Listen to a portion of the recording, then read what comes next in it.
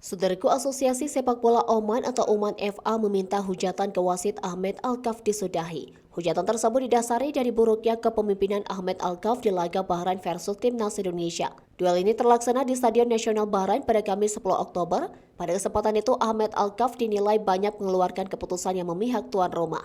Salah satu yang paling disoroti adalah langkah Ahmed Alkaf yang mengakhiri laga jauh dari waktu yang ditetapkan. Sebagai informasi, babak kedua laga Bahrain versus Indonesia hanya mendapat tambahan waktu 6 menit.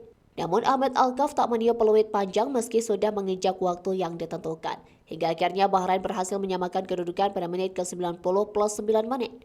Timnas Indonesia kehilangan 2 poin dan harus puas bermain seri melawan Bahrain 2-2. Netizen Indonesia kemudian tak bisa menyembunyikan kekecewaannya. Tak sedikit yang mulai menyerang Ahmed Alkaf di media sosial. Namun Asosiasi Sepak Bola Oman menilai serangan tersebut sudah di luar kendali. Pasalnya, ada beberapa oknum yang mulai menebar ancaman ke Ahmed Alkaf. Oman FA kemudian mengutuk apa yang terjadi dan berharap hujatan kepada Ahmed Alkaf disudahi.